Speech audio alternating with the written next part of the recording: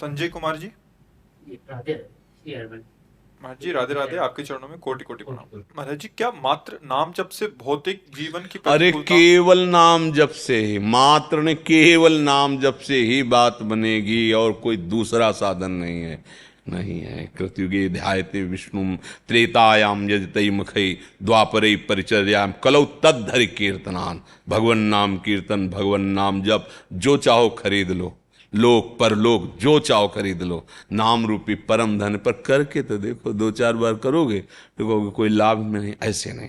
जैसा हम सिद्धांत है, जैसे रोग है सालों का पुराना है तो वर्षों दवा चलती है ना, वर्षों परहेज के साथ दवा लेते रहो और धैर्य पूर्वक धीरे धीरे वो छीन। तो ये तो अनंत जन्मों का पुराना रोग है हमारा भव रोग। नाम औषधि है, गुरुदेव वैद्य है, बताया हुआ उनका सिद्धांत परहेज है कि ऐसे चलो, ऐसा ये मत करो, ऐसा मत देखो, ऐसा मत सुनो। परहेज से चलोगे, नाम जप करोगे, जो चाहो खरीद लो, जो चाहो प्राप्त हो जाएगा। जब भगवान बिक जाते हैं नाम जापक के हाथ से, तो ये लौकिक भौतिक सामग्री की क्या बात है। आप बिल्कुल पक्का मानिए, कभी जीवन में किसी से ऐसे नहीं किया, पक्का मानिए। केवल आदेश आचार्यों का भिक्षान्नम औषधम, तो ब्रजवासियों के दरवाजे अगर रोटी मांगा और उन्होंने रोटी नहीं दिया और 50 रुपये निकाले कि कुछ खा लेना जाके, नहीं ले नहीं। आप देखो, अगर ये प्रश्न क्या नाम जपने से भौतिक सुख भी मिल जाता है क्या, उसकी महिमा को देखो। वो अपने जनों का एक पक्ष ये दिखाती है कि खाने को भी नहीं है, और टाट ओढ़ते हैं सर्दी में, कुशासन पे लेटते हैं, और उस समय सोचते थे कि हमारी बड़ी दुर्गति होगी क्योंकि किडनी खराब है, पैसा है नहीं, वास है नहीं, कोई पानी देने वाला नहीं। समय बदला, उसने नजर की, हजारों हाथ सेवा के लिए तैयार हैं, हजारों नेत्र प्यार से देख रहे हैं। क्या मतलब कुछ बोल नहीं सकते। ये क्यों है? ये हमारी तपस्या का फल है कि तपस्या का फल ये होता है क्या? ये तो पापियों के पास भी है। नहीं, वो दिखा रहे हैं कि अगर भक्त का एक पक्ष ये है तो एक पक्ष ये है। अब लगा कि सैकड़ों लोगों का परमार्थ बन रहा है। अब जैसे ये ना बना हो तो आप कहां बैठ के सुनोगे? अब इतने ज्यादा लोग हो जाते हैं तो हाथ जोड़ के इनको कहना पड़ता है हमारे पास व्यवस्था नहीं है कि हम आपको बैठाल सके। 200-300-400 बैठाल सकते हैं। तो भगवान ने जो किया वो मंगल देख करके उसे स्वीकार किया। भजन में कौन सी सामर्थ्य नहीं, हम यही कहते हैं जो चाहिए तुम्हें पर करो। एक स्थिति है वहां तक पहुंचने पर। ऐसा नहीं कि दो चार माला घुमाए और चेक आ जाए, ऐसे नहीं है। उसकी निष्ठा देखी जाएगी उसका, और फिर तो खरीद लो, भगवान बिक जाते हैं नाम से। तो ऐसे संगीता जी मथुरा से। राधे राधे। राधे राधे महाराज जी, आपके चरणों में कोटि कोटि प्रणाम। गुरु जी, आपसे प्रश्न है कि क्या हम यहाँ भी कर्म का फल भोगते हैं और नरक में भी कर्मों का फल भोगते हैं? ऐसे तो कर्म का हिसाब 2 बार भोगना पड़ता है महाराज जी, क्या ऐसा है? जब पुलिस चोर को पकड़ती है तो घर से डंडा मारती हुई ले जाती है, फिर थाने में मारती है, फिर इसके बाद न्यायाधीश उसको दंड देता है। होता है ना प्रक्रिया। हम प्रगट का उदाहरण देते हैं। पहले घर से पकड़ने से लेकर के थाने तक, जय बार मन आया तय बार लात घूंसा थप्पड़, और थाने में डट के डंडों से पिटाई, और इसके बाद हथकड़ी लगा करके पूरी फाइल बना करके जज के सामने फिर वहां उसको सजा सुनाई जाती है। अभी तक क्या हो रहा था? अभी तक दंड नहीं दिया गया क्या? कर्म का इतना भयानक फल होता है। यहां देख लो, 5 मिनट दुष्कर्म किया और आजीवन जेल या फांसी की सजा। तुम्हें नर्क को ऐसा लगता है कि कहानी कही जा रही है? कहानी नहीं है। जब वो जेल जाते हैं ना, फिर लौट के जब आते हैं ना, तो कहते हैं कि दूसरे के जूते खा लो लेकिन जेल मत जाओ, ऐसा कर्म मत करो। जब वहाँ 10वें वर्ष 20वें वर्ष उनके बीच में रहना पड़ता है, जो सब गलत काम करने वाले लोग, तब उनका जीना मुश्किल हो जाता है। तो भाई 5 मिनट उन्होंने अपराध किया था तो 10 मिनट दंड दे देते, आजीवन कारावास क्यों? आप प्रश्न कर सकते हो क्या? कानून है, कानून ऐसे भागवतिक कानून है। आप अगर पाप कर्म करोगे तो दुर्गति शब्द है, यहां भी और वहां भी। घर में भी चैन से नहीं रहने देंगे और जेल में भी चैन से नहीं रहने देंगे, आपको दंड भोगना पड़ेगा। इसलिए डरो, कानून से डरो, समाज से डरो, धर्म से डरो, अपराध से डरो, कोई गलती ना हो जाए। मनुष्य शरीर मिला है, बुद्धि है, विवेक है, उससे काम करो, पशु थोड़ी हो। अब मनमानी करोगे तो ठीक है, आज तुम्हारे पुण्य काम कर रहे हैं, नहीं फंस रहे हो, कल ऐसी जगह फंसोगे, हाँ चकनाचूर हो जाओगे, किसी काम के नहीं रहोगे। इसके बाद फिर दंड। किसी ने कहा जैसे हम मर जाते हैं तो शरीर तो यहाँ छूट गया, फिर दंड किसको मिलता है? स्वप्न में तुम्हारा शरीर छूटा हुआ ही तो पड़ा हुआ है सैया पे, पर स्वप्न में यदि गला काटा जा रहा है तो चिल्ला पड़ते हो कि नहीं? इसमें तो चाकू क्या, इसमें तो सुई भी नहीं घुसी, और चिल्ला कैसे रहे हो? सपने में यदि दुख मिल रहा है तो है ना तुम्हारा स्वाप्निक शरीर। ऐसे ही नरक में जो मिलता है उसका नाम यातना दे, देवलोक में जो सुख मिलता है उसका नाम देव दे, ये जो है स्थूल सूक्ष्म कारण दे। अब अज्ञान है तो तुम्हारी कल्पना से थोड़ी बातें बनेंगी, इसलिए हम सबसे प्रार्थना बार बार यही करते हैं कि भाई शराब मत पियो। क्यों?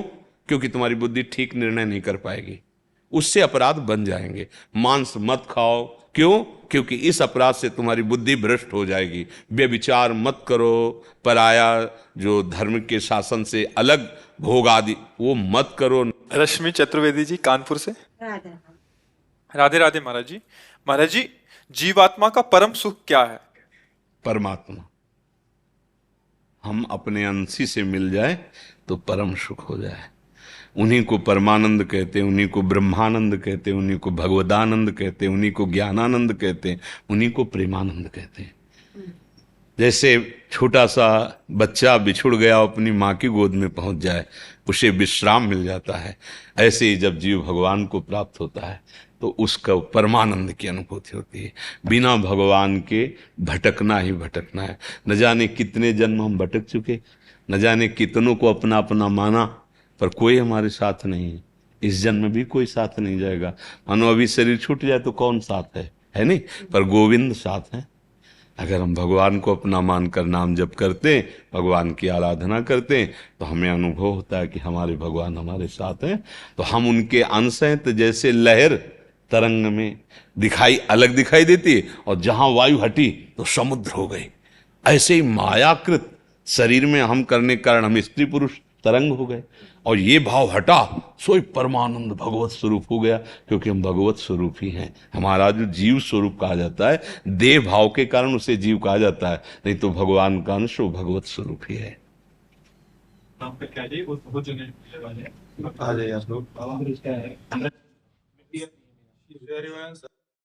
क्या है कि जैसे सुनो प्रभु, हाँ सुनो, बात क्या, हमारी किडनी खराब शरीर की। अब जैसे हम बैठे हैं ना, पूरा बोझा उस पे, अब कल डायलिसिस हुआ है, अब ये जितनी जल्दी निपट जाए फिर हम लेट जाएं जाके, तो हमें पावर। अब शरीर की किडनी फेल हो, फिर उस आदमी की दशा सोचो, बोलना है और पानी अभी प्यास लग रही है, देंगे कभी? इतना मतलब हमारी स्थिति को देख कर लोग कहते हैं निकलो, नहीं तो रात दिन चर्चा करते रहो, हमें कोई परेशानी नहीं, भगवत चर्चा ही तो हो रही ना। पर समस्या इसी, तो इन लोगों की बात इसलिए मानो कि शरीर अनुकूल नहीं है। जो बात सुना अगर उसको जीवन में उतार लोगे तो चाहे किसी का भी प्रश्न हो, बात तो सबकी है ना। ऐसा नहीं है कि आपका प्रश्न कोई अलग हो तो हम उसका उत्तर नहीं देंगे, सब परमार्थ के अंतर की बात है।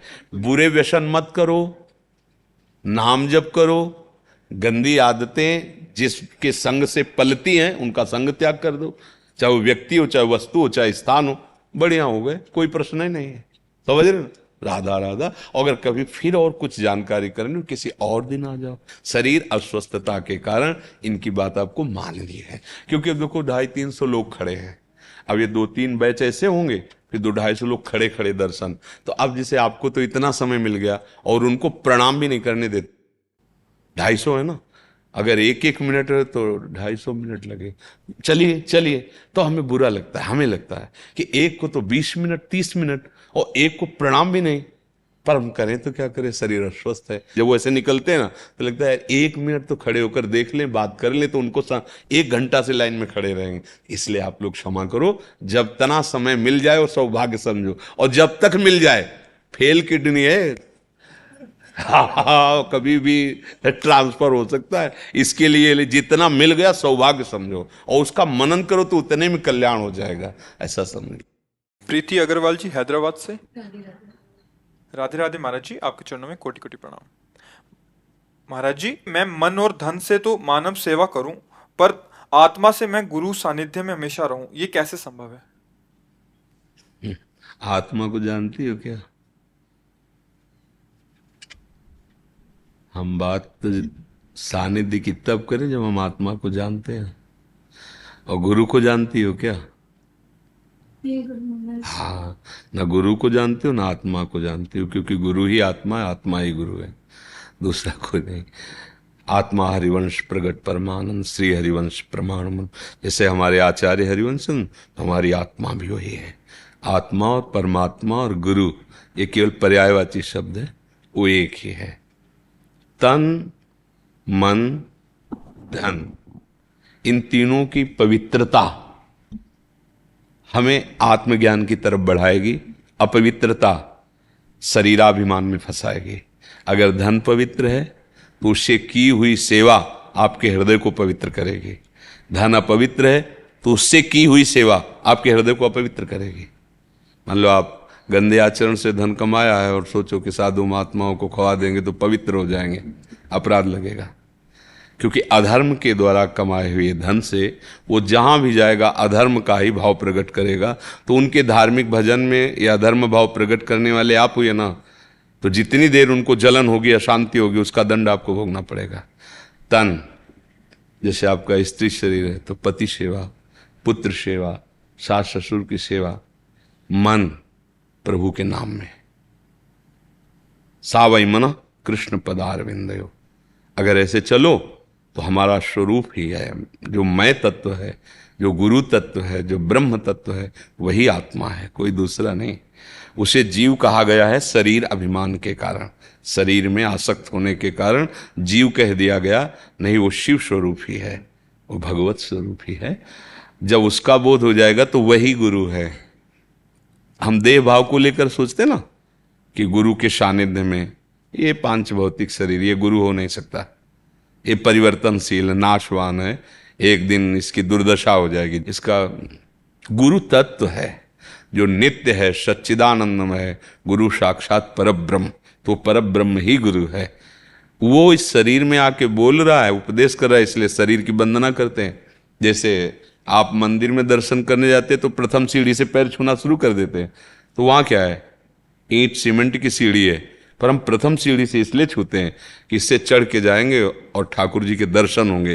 तो धन्य है हमारे ठाकुर जी की प्रथम सीढ़ी जो दर्शन कराती है। ऐसे ही गुरु का शरीर मंदिर है, ये इसके अंदर गुरु बैठा हुआ है, और जो अंदर बैठा हुआ है तुम्हारे अंदर बैठा हुआ है। अखंड मंडलाकारम व्याप्तमेन चराचरम तत्पदम दर्शितमेन तस्मै श्री गुरु। अखंड मंडल में व्याप्त गुरुदेव भगवान है कि नहीं। तो जब आपको आत्मज्ञान हो गया, आत्मा का परिचय मिल गया, तो वही गुरु है, वही परमात्मा है, फिर कोई प्रश्न नहीं रह जाएगा। इसका मतलब हमें आत्मज्ञान नहीं हुआ तो हमारी दृष्टि रहनी चाहिए गुरु के वचन पर, यही है उनका सानिध्य। अगर उनकी आज्ञा हम मान ले, जैसे आपसे प्रार्थना की कि आपका स्त्री शरीर, तो पति में भगवान, सास ससुर की सेवा, पुत्र में भगवत भाव से पालन पोषण, उसका धर्म से पवित्र आचरण से रहना, कमाए हुए धन को ठीक से विचार पूर्वक खर्चा करना, नाम जप मन के द्वारा करना, तन से सेवा करनी। अभी देखो आपको अंदर अनुभूतियां होने लगेंगी। शरीर से कोई फर्क थोड़ी पड़ता है कि स्त्री शरीर है या पुरुष शरीर है, ये कपड़े हैं स्त्री पुरुष के। जो आत्म तत्व है वो सबका एक ही है, कोई अंतर उसमें नहीं, वो भगवत स्वरूप है। तो गुरु की बात मानना ही गुरु का सानिध्य है, गुरु की बात मानना ही गुरु की सेवा है। प्रगट सानिध्य को ज्यादा महत्व नहीं दिया जाता। जो सच्चा मार्ग का पथिक होगा ना, प्रगट, आप हमारे पास हो, अपनी मनमानी आचरण करो तो कुछ नहीं मिलेगा आपको। आज्ञा का पालन कर रहे हो, दसियों हजार कोस दूर हो, वहां से तुम्हें अनुभूति होगी गुरु जी का कनेक्शन है, गुरु जी, क्योंकि वो व्याप्त है, वही तुम्हारे हृदय में व्याप्त है। ये बाहरी सानिध्य को ज्यादा गलती मत करो। गुरु की सेवा, उनके वचन का पालन करना है। प्रगट में सानिध्य ज्यादा नहीं, कोई भी हो, चाहे स्त्री हो चाहे पुरुष हो, प्रगट सानिध्य उनके भी भजन में बाधक है और आपको भी भ्रम हो जाएगा, क्योंकि तुम्हारी इतनी स्थिति नहीं कि उनका संग पचा सको। अपने जो कर्तव्य कर्म बताए गए उनमें और अक्षरशः त्रुटि मत करो, अक्षरशः पालन करो, तो देखो गुरु जी हृदय में बैठे हैं। और प्रगट सानिध्य की तरफ भागे, उनके वचनों को ठुकरा दिया, कुछ हाथ नहीं लगेगा और दोष दर्शन हो सकता है, अपराध बन सकता है। इसलिए जैसे गृहस्थ में हो ना, संतों से बस इतना संबंध शिक्षा और भिक्षा का, हमारे पास अन्न है, हमारे पास वस्तु है, आप स्वीकार करें, आपके पास जो ज्ञान है वो आप हमें प्रदान करें, उसके अनुसार हम आचरण और दोनों भगवान को प्राप्त करें। ये ऐसी कोई प्रगट में जिससे तुम धर्म से भ्रष्ट हो और उसकी भावना विचलित हो साधना से, कभी नहीं। बहुत सावधान रहना चाहिए। गुरु तुम्हारे हृदय में बैठे हुए हैं, तुम भावना यहां करो, देखोगे गुरुदेव जिधर देखोगे उन्हीं का प्रताप नजर आएगा। बाहरी संबंध, सत्संग सुनो, एकांत हो जाओ, अपने घर के काम करो, नाम जप करो। ये बिल्कुल मतलब हमारी बात समझ रहे ना। कहीं भी किसी भी संत के पास हमारी बात समझ लीजिए। या हम किसी दोष दृष्टि की बात नहीं कर रहे, अपने अपने मार्ग में चलने की। उनको अपने मार्ग में चलने दीजिए, उनका वैराग्य का मार्ग है। अगर आप ज्यादा उनको प्यार दिखावा करेंगे तो उनका चित्त कहीं भगवत चिंतन से रहित न होने लगे। इसलिए तो उन्होंने माता पिता भाई परिवार छोड़ा है। तो आपको सहयोग ये करना है कि उनका चित्त हमारा चिंतन न करने लगे। सेवा की, आज्ञा पालन की दूर, तुम्हारा मन धर्मयुक्त चले, उनका मन भगवत युक्त रहे, दोनों का काम बन जाएगा। अगर हम दोनों गलती करोगे तो फिर दोनों को दंड मिलेगा। एक न सुने एक नहीं देखा, गुरु शिष्य अंध बधिर कर लेखा। हरे शिष्य धन शोक न हरे, सो गुरु घोर नरक में परे। होश से ऐसा नहीं कि गुरु हो गए तो मनमानी हो गए तो फिर उसके लिए कानून है। आप देखते ना, राष्ट्रीय कानून और भागवतिक कानून दोनों से दंड मिलेगा, कोई भी हो। एक शिष्य मंडली के साथ गुरुजी जा रहे थे, केचुआ जानते हो, केचुआ जो माटी में होता, लाल चीटी, शास्त्रों चीटी उसे खा रही थी। तो उनका गुरुजी इसका कितना कोमल शरीर, कितना कष्ट होता होगा। ये लाल चीटी जब काटती है छत्ता पे, वो मतलब एक दाना से पड़ जाता है बहुत। तो बोले गुरुजी इसका तो बहुत कोमल शरीर है, कौन सा इसने पाप किया। वो दिव्य दृष्टि संपन्न थे। बोले ये गुरुजी हैं, गुरुजी, और ये चेला हैं जो चीटी बने हुए हैं। इन्होंने नोचा है, अब नोच रहे हैं। अवश्य में भोक्तव्यम कृतम कर्म। गुरु शिष्य का संबंध कैसा, जैसे पवित्र अपना बच्चा हो और गुरु मां है। तुम्हें सतमार्ग, तुम्हें सद्भाव, बस अपने मार्ग में चलो। व्यवहार का अंतराय रहना चाहिए, चिंतन का अंतराय नहीं रहना चाहिए। चिंतन उनके द्वारा दिया मंत्र और उनके मार्ग में चलो तो गुरु यहां बैठे नजर आएंगे, गुरु यहां बैठे न। और बाहरी व्यवहार फिर त्रुटि हो जाएगी, क्योंकि काजर की कोठरी में कैसो भी सयान हो जाए, दाग लागी है पैलागी है, पैलागी है। अति विचित्र भगवंत गति, दैवी है सा गुणमयी मम मायाद। जो ज्ञानिन कर चिता परई, बरियाई विमोह बस करे। शास्त्र की आज्ञा के अनुसार दोनों को चलना चाहिए। गुरु प्रेम का मतलब है उनके द्वारा दिए नाम मंत्र आज्ञा पर प्रेम करना।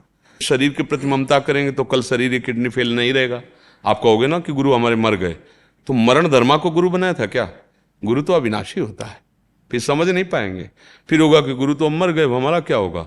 नहीं, गुरु पहले थे, अब हैं, आगे रहेंगे। हाँ, शरीर उनका वो तो पोशाक है, बदलते रहते हैं। गुरु तो हमारे हृदय में आके बैठ गए। जब तक तुम्हारा कल्याण नहीं होगा तुम्हारे गुरु जाने वाले नहीं।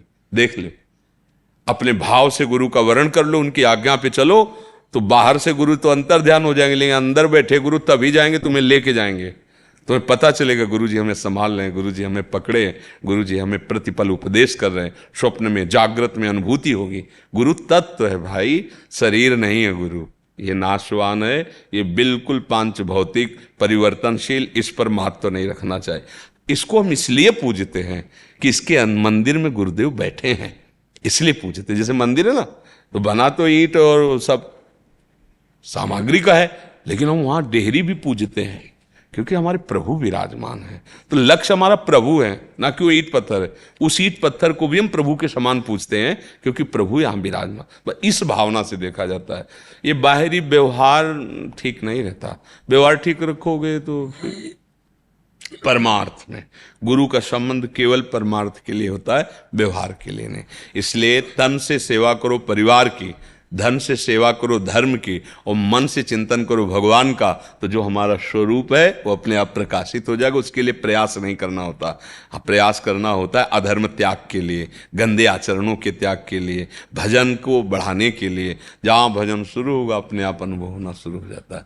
जैसे एक एक अन्न ग्रास से तुष्टि पुष्टि क्षुधा निवृत्ति होती है, ऐसे एक एक नाम से संसार से वैराग्य, भगवान के ज्ञान का जो स्वरूप है उसका ज्ञान और आत्मस्वरूप का बोध अपने आप प्राप्त हो जाता है। भाई अब एक कवल खाओ, बहुत दिन के भूखे हो तो तुम्हें तृप्ति थोड़ी लगेगी, लेकिन उतनी हुई है, पर पता तब चलेगा जब आधा पेट हो जाओगे। तो ऐसे ही 24 घंटे में कम से कम 12 घंटे तुम्हारा जब भजन होगा, तब तुम्हें समझ में आने लगेगा कि क्या नाम का स्वाद है, क्या भगवदानंद है, रोम रोम पुलकित होने लगेगा, फिर तो निरंतर चलने लगेगा। इसलिए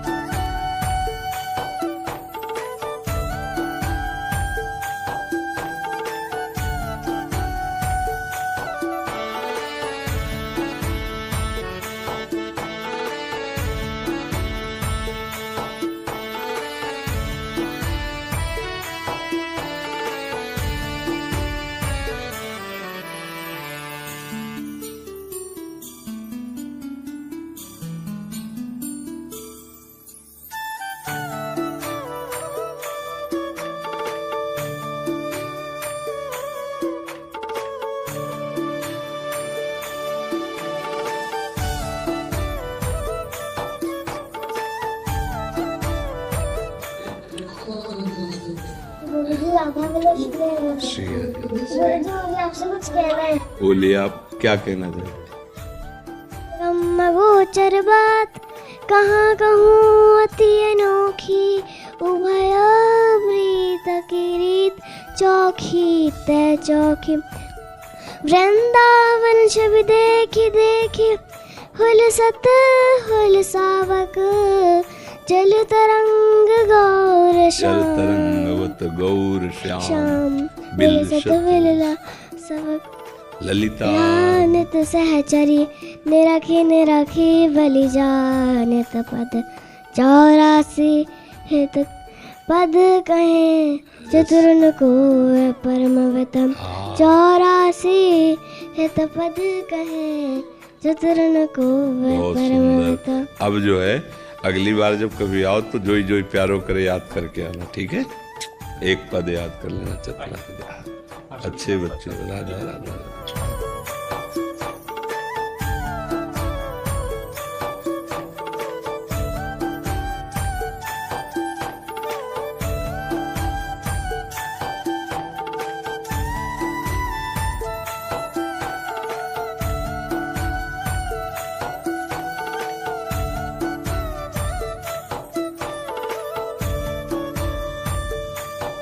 महाराज जी मैं 184 जी का पार करता हूँ, पर फिर समझ में कुछ इतना नहीं। समझने की जरूरत नहीं, वो धीरे धीरे जो ना, जब हृदय पवित्र होगा तब आनंद आने।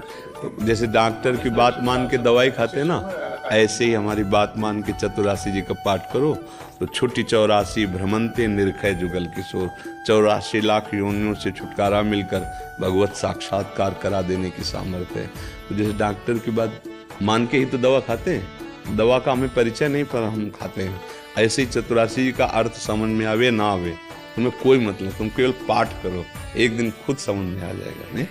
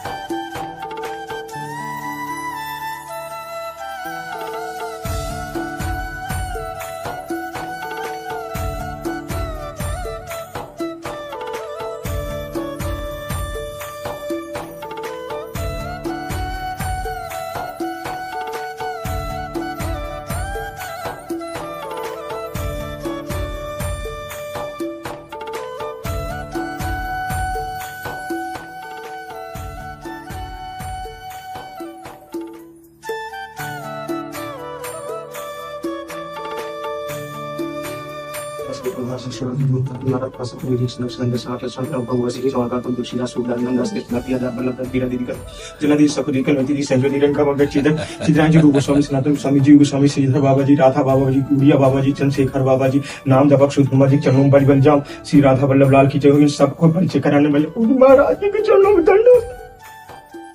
बहुत सुंदर। भक्तों के नाम का आश्रय ही जीवन।